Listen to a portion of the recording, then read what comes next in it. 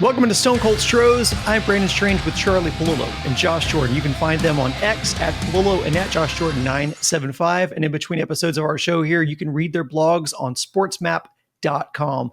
On today's episode, we're over a third of the way through spring training. We finally got to see, or more appropriately hear, about Altuve playing left. But is this the more of the overblown stories in spring? We'll dig into it. The rest of the outfield still looks like an uphill battle, but is there an answer in plain sight? Well, some of our viewers think so.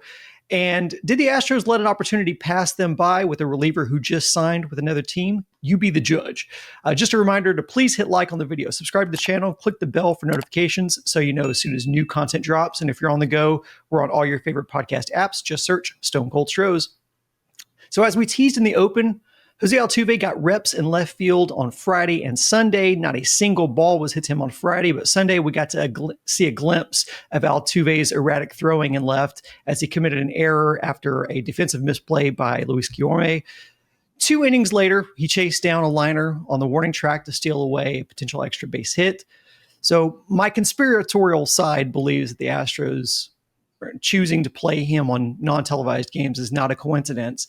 But the sample size in spring training points to a discussion that we haven't had yet on this channel about left field and how the left fielders really only get 1 to 3 opportunities defensively per game to make plays. Charlie, when we brought this up pre-show, you actually had some sample data by putouts by position that you can get into if you want to, but we want to know everyone's thoughts on this. So make sure you give us your feedback in the comments. But Charlie, we start with you. It begs the question, is Jose Altuve's move to left field really much ado about nothing? I would say much ado about nothing because second base is a very important defensive position. But on the spectrum of defense, left field is a big slugger type position, right? Historically, left field and first base, until that designated hitter thing came along in the early 70s. Look at Yordan Alvarez. The Astros didn't think he took well to playing first base when they gave him a brief look at that in spring training a few years ago. So, all right, where can we have that bat in the lineup if someone else is DHing? You put him in left field, especially the left field of Cozy, now Daikin Park. But the left fielder who makes the most catches is going to average about 2 putouts per game. It's just not a super high volume defensive position. It's the pull field for many more hitters than not. Roughly 2/3 of batters are right-handed hitters. So if they're driving one to left field, there's a good chance the left fielder's watching it go over him off the wall or into the seats. But it's not as if it's a trivial defensive position. And while we could talk about putouts, right, chances are just putouts and assists. But if you're the left fielder with the noodle arm who turns singles into doubles, or who has runners go from first base to third base on you at will, or score on a single to relatively short left field that they'd be getting the stop sign from the third base coach with other guys out in the outfield defensively. Those don't count as outfield chances, but are plays where weakness can impact defensively. Right? Barry Bonds won a whole bunch of gold gloves in left field, but he was in left field because he didn't have a great arm for a center fielder. And Barry's offense was the signature, right? Except for elite up the middle defenders, the offensive component is more important than the defensive component. So for Jose Altuve, that'll be true in left field as it was at second base, but they just felt he had deteriorated so badly at second base that they're better off with Altuve in left and whoever winds up playing second base, as opposed to whoever in left field with Altuve at second base. It's funny you brought up the guys taking second base, Charlie, because it occurred to me, I'm kind of tongue-in-cheek here, but the Astros were pretty terrible, it felt like, at holding guys on first base to where anybody with any kind of speed could take second almost at will. So the type of hitter that would try and take second base on a weak-armed guy might be the exact same guy that would steal second base on the next pitch or two. So just kind of keeping that in mind. The Astros really struggled, and we know what the rule changes, the bigger bases, how many times you can throw over there. If a guy's got any kind of speed at all, they can take second base pretty easily these days. So I wonder if that's part of it. And now it makes so much sense with the Astros thinking about this. If they are that analytical team that we've always thought them to be, if Altuve's only getting a handful of chances a game in left field, then it feels kind of like a low risk move compared to how much action he'll get at second base, especially with Hunter Brown and Fromber on the mound.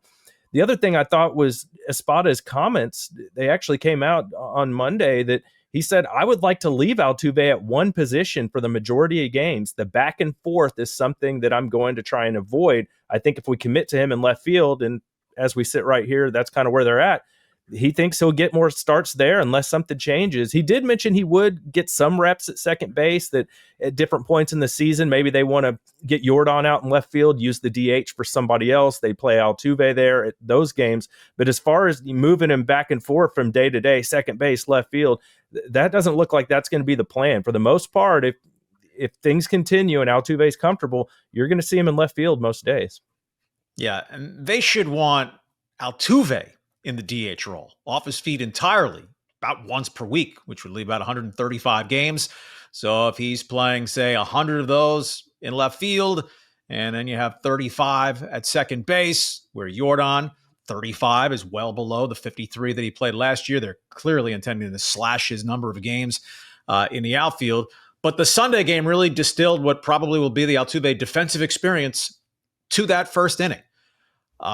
He's going to have a very weak arm. And collectively, a primary outfield of Altuve, Myers, McCormick is going to be about as bad as it gets in Major League Baseball in terms of throwing the ball.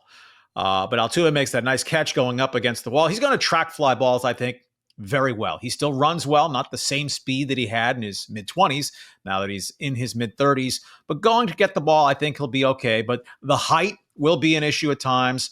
And, in which moments, right? You're not a high volume defender in left field, but in which moments, if the tying run is on second in the top of the 8th inning or the bottom of the 9th inning or the go-ahead winning run and is a ground ball single through the hole, that left field is pretty important in those moments. Continuing on the topic of outfield, the theme of the spring to this point has been those outfield concerns. Up until Sunday, Myers, McCormick, and Dubon were 0 for 23 at the plate. Myers was able to scratch across a couple of hits Sunday, but Chaz and Doobie still sitting on goose eggs. Gamble experiencing tightness in the back, so that's not a great sign early. DeZenzo is expected to get ample opportunities to carve out a place for himself on this team based on comments, so we'll see how that plays out for him. One of the consistent questions that we get on this channel since the beginning of spring and is about Alex Verdugo. And since the news cycle is a little slow, this is probably as good a time as we'll have to answer that.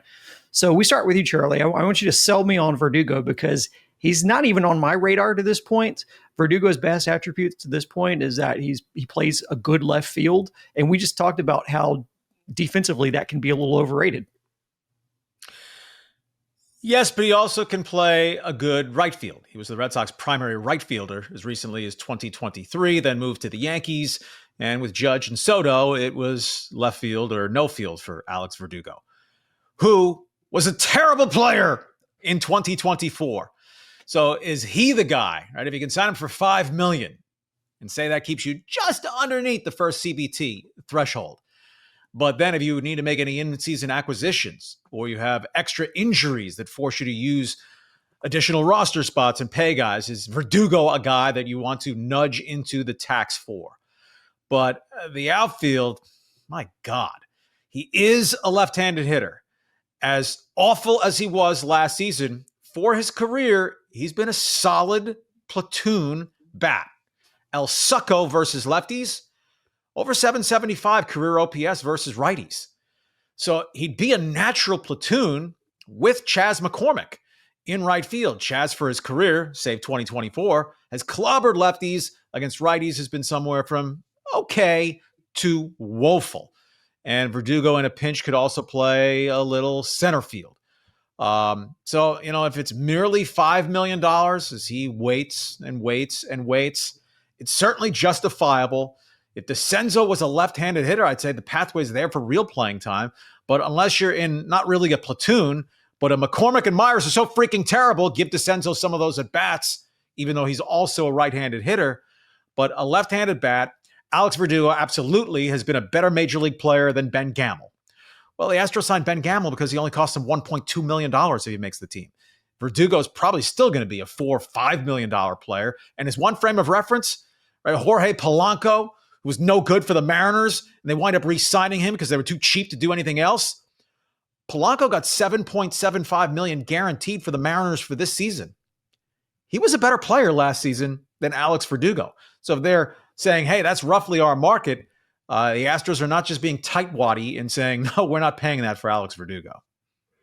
Well, we saw reports that Dana Brown checked in on Verdugo several weeks ago, and I think it's the same deal with him with all the teams in baseball.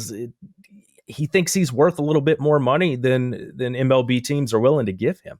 And now we're getting really close here. Like you mentioned, Brandon, a third of the way through spring training, still nothing going on there. You wonder at what point will he drop his asking price a little bit. I remember when we did off-season predictions, like there were some places that had projections of him getting like 4 years, $60 million, some websites. And I was like, what are you talking about? Did you see how bad he was last year?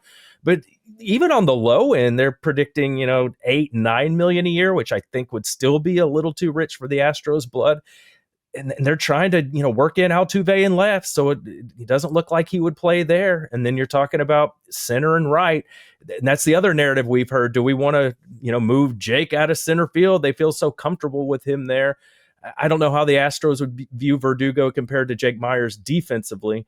And then the other thing with Gamel, which is really hurting you, he hasn't gotten a hit all spring. He's like 0 for 5 and dealing with back soreness. So not only has he been performing poorly, Chaz hasn't been hitting. Like you mentioned, Jake only got a couple hits just the other day. So all in all, and throw Dubon in there. I know we're kind of considering him a second baseman at this point, but he's spent plenty of time in the outfield over the past couple seasons. He hasn't done anything either. I believe, he's still hitless.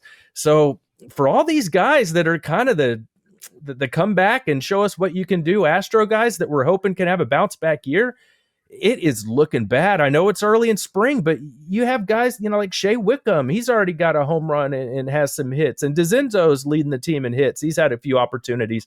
So I'm starting to wonder, are those guys going to be better options? And they were basically what Sugarland, the best they had to offer last year. And here they are this year looking better in spring than a lot of these returning veterans for the Astros.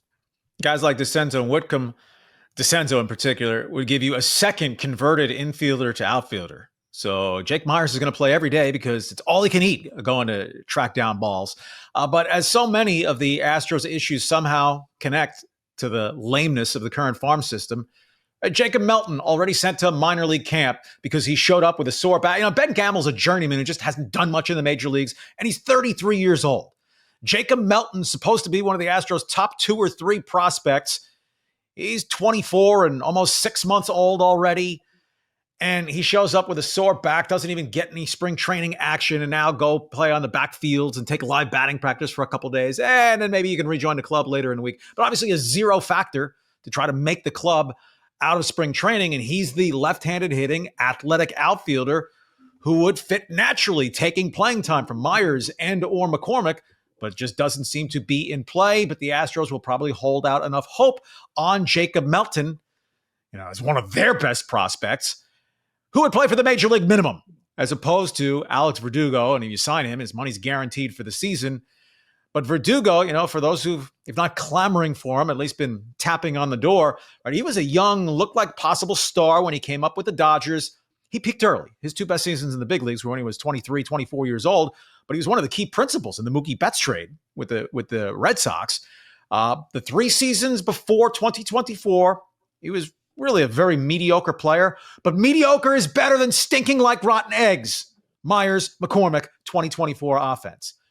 But the Astros are not going to $7-8 million on Alex Verdugo. And defensively so, even though you can counter that with saying, but look at what you have. Just a quick message. If you're interested in advertising your service or product on this show, you can contact our friends on the sales team at houston.sportsmap.com/advertise. The link is in the description as well. Let's move over to the pitching updates. Lance McCullers has taken the next step in his journey from injury. He has now faced live batters on the backfield in Palm Beach. Only 20 pitches, but hitting 94.7 on the gun.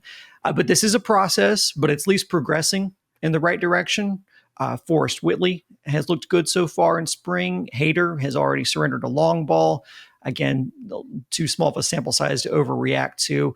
Former Astros right-hander, I thought this was interesting. Seth Martinez was claimed off waivers by the Mariners. I think we counted this as his third team this spring. On the topic of former Astros relievers, one thing that we were discussing before we got started here was Hector Neris getting a minor league deal from the Braves. Not saying that Neris would be anything close to a transformative signing for this team, but considering the questions that they have about bullpen depth with the loss of Presley, do you find it a little strange that Houston wasn't the team to make that deal, given Hector's history with the Astros? A little bit. Now, part of it makes sense that they didn't want to do that because, the Cubs got rid of him mostly because of salary last year, but also he wasn't that great for them. He had a 3.89 ERA, not terrible, but they paid him a lot of money. But you look when he came over to the Astros, 4.7 ERA. So even in that smaller amount of time with Houston, Neris was actually worse with the Astros, even getting back with his pitching coaches. He's going to be 36 years old this season. So he's getting up there, but we talked about this last week. Espada's like, hey, I want to take some innings off Hader this year. I want to take some innings off Abreu this year. So to me, that just seems kind of like a low risk. We'll give it a shot there with Neris, and it's a minor league deal. See what he does. So that does surprise me a little bit that they didn't kick the tires on him. But at the same time, they had him in house at the end of last season. So maybe their analytics department, their scouting eyes, being around it, maybe they saw something that we don't know, maybe something that the Braves don't know. So I'll give the Astros the benefit of the doubt there, but considering their need, and Forrest Whitley, I know as great as he's been looking, you can't say anything about his track record makes you think, we have to count on him to be the seventh inning guy. Taylor Scott, that was kind of his first year of being good in a role like that. King is a guy where we hope he can do it again, but who knows? Bennett Sousa, he's kind of gotten lit up in his early appearances this spring. So it's not like the Astros have a ton of other guys where you're like, oh no, there's no way we have room for Hector Neris. So we'll see how it goes with the Braves, but I just thought it was interesting. It's Dana Brown doesn't have a lot of money to play with, and this would have been an opportunity to give somebody a chance without having to go over the tax threshold. Couple points. Neris was not good last season as the Cubs and after he came back with the Astros. Gave up 4 home runs in the 15 innings that he worked here. 35 years old, maybe just hit a career wall. And when you are counting the beans, being mindful of where you are for the tax threshold with in-season moves potential, you sign Neris that if he makes the team, he makes $1.5 million or $2 million.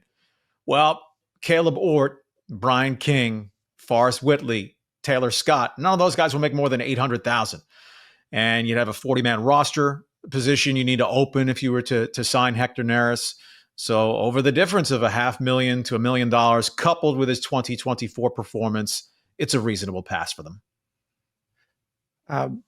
Charlie, before we're out the door here, we are a third of the way through spring. What are you looking for specifically from guys, or any final thoughts that you have in this last 2/3, guys that you'll have your eyes on that could really make a difference on this team? Well, not that Joe Espada needs to carve it into the tablet just yet, but he appears to have settled on the top of the lineup structure that we talked about a week or two ago. Altuve, followed by Isaac Paredes, who does profile as a pretty solid on-base percentage guy. Yordan in the 3 spot with Christian Walker cleanup, which would mean Yainer Diaz 5, and then 6 through 9 probably paying you down. You just cross your fingers a lot and hope something sorts itself out. But if the Astros are going to be a really good team in 2025, the root cause is going to be the starting pitching. And everyone, of course, the first couple times through is going a couple innings, 3 innings max. But among Fromber and Hunter Brown and Ronel Blanco and Spencer Arrighetti and Hayden Wesneski, not a hiccup yet. Everyone's arm seems sound. Nobody's reporting a little forearm tightness or anything like that. Because if the Astros 2025 starting pitching somehow implodes, the season's over. But if healthy, they have a rotation that probably runs with the top 3 or 4, certainly in the American League, and not too far more than that down the list in Major League Baseball.